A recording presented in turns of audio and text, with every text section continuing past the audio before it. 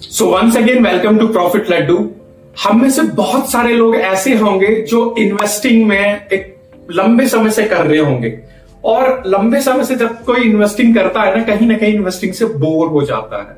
और हम जैसे सोशल मीडिया वगैरह पे देखते हैं, यूट्यूब वगैरह पे देखते हैं कि कई सारे लोग ना जैसे इंट्राडे कर रहे हैं या ऑप्शन ट्रेडिंग वगैरह कर रहे हैं, तो वो पैसा बना रहे होते हैं। और हमें भी लगता है यार काश हम ऐसा कुछ कर पाते, शॉर्ट टर्म में भी प्रॉफिट जनरेट कर पाते तो कितना अच्छा होता।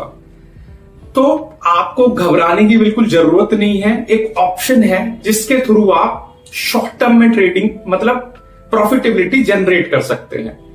वो है ऑप्शन स्विंग ट्रेडिंग का। जैसे जो अदर ट्रेडिंग्स होती है, इंट्राडे वगैरह होता है, ऑप्शंस वगैरह होता है, उनमें क्या होता है आपको एक्टिवली पार्टिसिपेट करना पड़ता है। तो एक जॉब वाले आदमी के लिए वो चीज पॉसिबल नहीं होती, चाहे वो इंट्राडे है चाहे वो ऑप्शंस है। लेकिन जो स्विंग ट्रेडिंग है वो आपको पूरी फ्लेक्सिबिलिटी देती है कि आप जॉब करते हुए भी, कोई भी अदर काम करते हुए भी स्विंग ट्रेडिंग कर सकते हो। दूसरी चीज क्या है इसके अंदर कि इसमें प्रॉफिटेबिलिटी भी ह्यूज है, प्रॉफिटेबिलिटी भी बहुत अच्छी होती है। तीसरी चीज क्या है, लेस स्ट्रेस है, किसी तरह का कोई स्ट्रेस वगैरह भी नहीं होता। जैसे इंट्राडे और उसमें जो ऑप्शंस वगैरह में बहुत प्रेशर बना हुआ होता है ना बंदे के ऊपर, वो प्रेशर भी इसमें बिल्कुल भी नहीं है। तो इसको ऐसे कर सकता है कोई भी पर्सन। बाकी ये जो स्विंग ट्रेडिंग है ये होती क्या है, इस ट्रेडिंग में क्या होता है कि किसी भी स्टॉक के शॉर्ट टर्म या मिड टर्म प्राइस मूवमेंट को कैप्चर करना होता है। हमें स्टॉक को आइडेंटिफाई करके ये देखना होता है कि कब ये स्टॉक मोमेंटम में आएगा और 15-20% का एक रिटर्न हमें दे सकता है। क्योंकि हमने कई बार देखा होगा स्टॉक मार्केट में कई सारे स्टॉक ऐसे होते हैं जो एक स्पेसिफिक टाइम पर बहुत ज्यादा मोमेंटम दिखाते हैं और फिर उसके बाद में 15-20 दिन के बाद में फिर वहीं पे आ जाते हैं। तो वो 15-20 दिन का जो टाइम था जिसमें वो मोमेंटम दिखा रहा था, काश हम उसको कैप्चर कर लेते तो हम भी 15-20% का जो है प्रॉफिटेबिलिटी जनरेट कर लेते। तो वो हम पॉसिबल कर सकते हैं स्विंग ट्रेडिंग के थ्रू। और इस स्विंग ट्रेडिंग में हमें करना कुछ ज्यादा नहीं होता, हमें टेक्निकल एनालिसिस करना होता है। और जैसे जॉब वाले हैं उनके लिए टेक्निकल एनालिसिस हम सोचते हैं कि केवल पीसी पर पॉसिबल होता है, टेक्निकल एनालिसिस मोबाइल पर भी हो सकता है आसानी के साथ। उसके बाद में जो स्विंग ट्रेडिंग होती है उसमें जो टाइम फ्रेम होता है, मतलब इसमें 2 दिन, 5 दिन, 8 दिन, 10 दिन, 15 दिन, 20 दिन, 30 दिन तक भी हम स्टॉक को होल्ड करके रख सकते हैं और एक शॉर्ट टाइम में 15-20% की प्रॉफिटेबिलिटी जनरेट कर सकते हैं।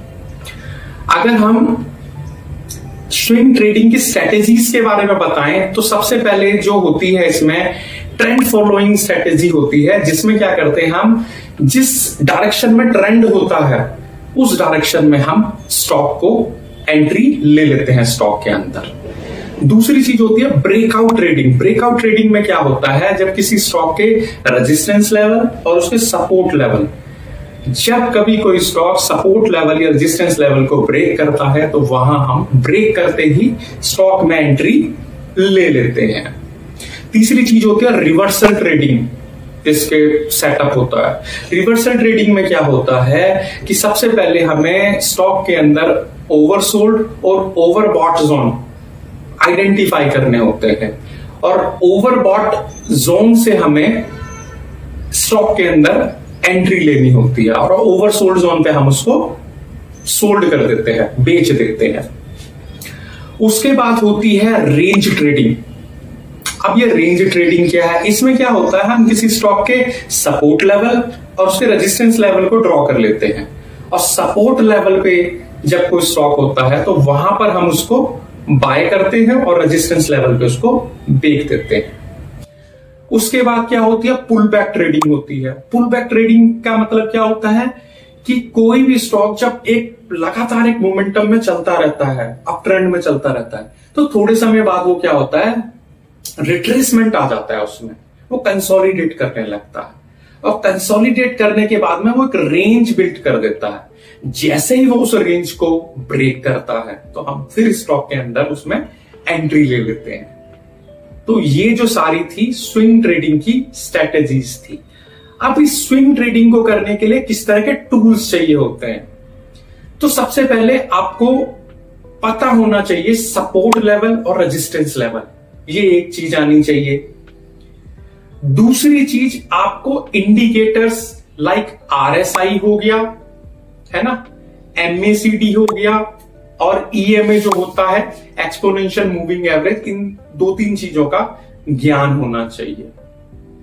उसके बाद में आपको ट्रेंड एनालिसिस करना आना चाहिए कि भाई ट्रेंड किस तरफ है ना।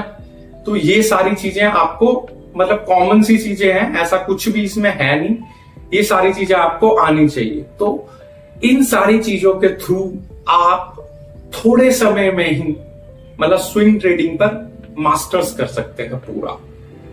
तो वो जो लोग जो इन्वेस्टिंग करते हुए थोड़ा सा बोर हो गए हैं, थोड़ा सा अपनी लाइफ को इंटरेस्टिंग बनाना चाहते हैं अपनी इन्वेस्टिंग जर्नी को, वो और कम समय में और फ्लेक्सिबिलिटी के साथ में ज्यादा प्रॉफिट जनरेट करना चाहते हैं, वो लोग इस स्विंग ट्रेडिंग में आ सकते हैं आसानी से, और आसानी से अपनी जर्नी को स्विंग ट्रेडिंग में शुरुआत कर सकते हैं और एक अच्छे ट्रेडर बन सकते हैं। इस वीडियो में मेरी तरफ से इतना ही था स्विंग ट्रेडिंग के बारे में। और अगर यार आप मेरे चैनल पर नए हैं तो चैनल को सब्सक्राइब करना ना भूलें, और अगर वीडियो में दी हुई जानकारी आपको अच्छी लगी हो, वैल्यूएबल लगी हो, तो लाइक, शेयर और कमेंट करना ना भूलें। और शेयर मार्केट से रिलेटेड या पर्टिकुलर इस वीडियो से रिलेटेड आपका कोई क्वेश्चन हो, किसी भी तरह का कोई क्वेश्चन हो, तो वो आप कमेंट बॉक्स में बेझिझक मतलब कमेंट कर सकते हैं। So thank you very much.